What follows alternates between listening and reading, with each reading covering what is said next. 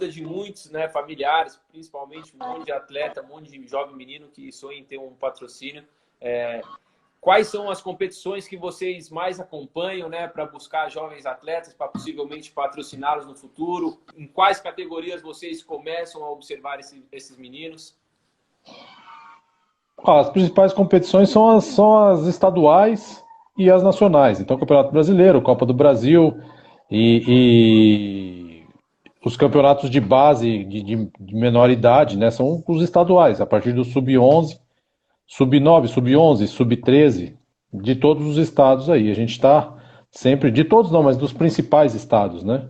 Onde estão os 15, 16 clubes formadores do Brasil hoje, a gente está observando os jogos da molecada aí para monitorar e mapear o mercado à medida que vai evoluindo a idade. Então, a partir dos 11 anos até 17, 18, ou 17 anos, vai, a gente põe o foco dentro desse target de idade, então de 10 a 17. A partir daí, a gente tem um outro caminho de observação, né? Aí, jogadores que não viraram até 17 anos, aí a gente tem um período um pouquinho mais longo de observação deles. Então, você tem 3 anos de sub-20, mais a transição da base para o profissional, para ver se ele vai vingar, né? Então, a gente está mais ou menos nesse caminho aí.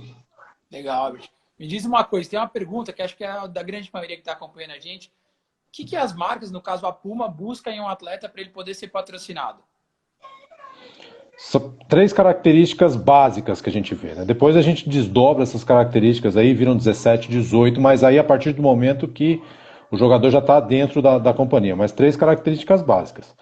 Parte técnica, a parte física e principalmente a parte psicológica, que aí envolve comprometimento, capacidade do cara de sofrer pressão, enfim. Principalmente hoje, para jogadores brasileiros, a parte psicológica, que é a que mais hoje influencia se o jogador vai virar ou não. Porque tecnicamente o jogador brasileiro ele é bom, isso aí ninguém discute. Na média das outras nacionalidades, você vê que o jogador brasileiro tecnicamente ele sobressai, né? E o europeu ainda enxerga isso. Enxerga dessa forma, que o jogador brasileiro é o jogador que faz a diferença, né? Na hora que precisa dele, é o jogador que... Fisicamente, a gente tem jogadores de todos os biotipos, então você pode escolher, né? Um jogador um pouco mais alto para uma determinada função, um jogador que pode ter altura mediana para uma outra função. A gente tem essa característica dentro da formação do nosso povo, né? Agora, a parte psicológica e a parte mental, isso preocupa bastante no jogador brasileiro, o europeu. Preocupa muito, muito. Porque o jogador brasileiro, os caras olham como problema. É um jogador que dificulta tudo, é um jogador que nada tá bom, é um jogador que se o céu tá azul ele reclama, se a água tá molhada ele reclama. Isso é a visão do europeu, tá? Isso não é a minha visão, não. Isso é uma constatação que eu tenho conversando com eles, viajando para lá, observando como é que os caras fazem o scout de jogadores, né? E eles fazem o scout hoje não só de jogador e da família, né? Da família, do entorno. Então, assim, a grande dificuldade hoje de um jogador brasileiro é essa. É a parte psicológica. Boa. Vai mais ou menos na mesma linha, né? As marcas, então, vão mais ou menos na mesma linha do que os clubes buscam, né? Primeiro a questão técnica, né? Junto com a questão física, e na sequência vem essa questão de comportamental e psicológica, né? Não foge muito disso, então, que as marcas... As marcas apertam um pouco mais a questão técnica, né? Sim. Porque um clube pega um jogador mediano e ele faz dinheiro com esse jogador. Se uma marca pega um jogador mediano, não faz nada com ele. Jogador para marca tem que ser jogador de Barcelona, Madrid, Bayern, 2 Manchester e Liverpool. Sim. Exato. Então tem que ser jogador grande. Não tem jeito. E Albert, só um abraço aí pro Neilton, que tá acompanhando a gente aí também, né? Neilton, presença. Vou te falar que você tem um olho bom, hein? De vez em quando eu acerto. Eu erro muito, mas de vez em quando eu acerto.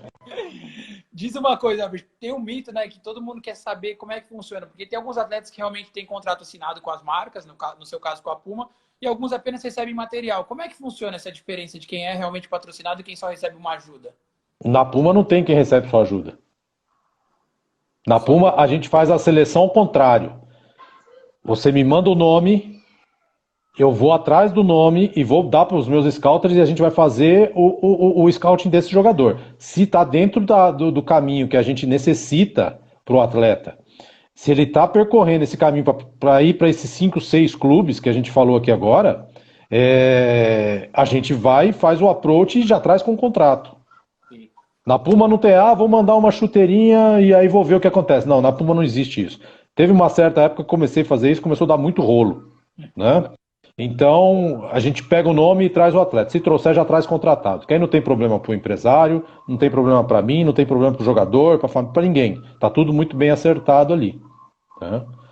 Então, a gente parou com essa questão de apoio de material. A gente não faz mais isso. A gente fez isso há uns 2 anos atrás, não para, e a gente não vai fazer mais, até porque tem uma questão financeira implícita nisso que a gente não pode ficar bancando, né? Não tem jeito. E até falando um pouco dessa questão financeira, muita gente não sabe, né? Mas tem alguma vantagem para a marca em patrocinar esses meninos da base, falando de base? Tem, lógico. Senão as marcas não fariam, né? Tem sim. Não só a questão financeira, porque um jogador de base hoje, ele não vende nada. Ninguém chega na loja e fala assim, eu quero a chuteira do... sei lá, do jogador de base. 17 que está jogando no Santos, por exemplo. Pode ser o menino sub-17 campeão do mundo. Ninguém chega na loja pedindo a chuteira dele. O cara chega na loja pedindo a chuteira do Neymar, do Messi, do Cristiano Ronaldo, do Griezmann, do Lukaku, enfim, desses caras. Sim. Porém, esses meninos têm uma trajetória a percorrer. E pode ser que um dia ele seja um jogador maior que o Cristiano Ronaldo, maior que o Messi, maior que o Neymar. Enfim, é uma questão de trajetória. Agora, enquanto isso não acontece, existe aquele microcosmo que ele está envolvido, que é a base. Então todo mundo olha hoje e fala assim, como olhou no passado o Neilton que está aqui. O Caio Jorge cresceu vendo o Neilton jogar. Então teve o Neilton como referência da Puma para ele. Os moleques hoje de sub-13 estão vendo o Caio Jorge jogar no Santos. Então ele já é referência para esses moleques. Então assim, é um endosso que você tem de competitividade ali onde ele está inserido nesse momento. Pode ser que o Caio Jorge um dia seja um atacante de 1000 gols. Ninguém vai saber, ninguém vai imaginar o que pode acontecer com ele daqui para frente. Então depende só dele. Agora, enquanto isso não acontece, a gente tem esse trabalho que é feito. E isso influencia mesmo. O moleque fala, a chuteira do Verón. Aí os moleques do Palmeiras ficam tudo doido. Sim. Porque é o grande asset hoje para a base do Palmeiras é o Verón. Então, aconteceu com o Reinier no Flamengo, enfim, tudo.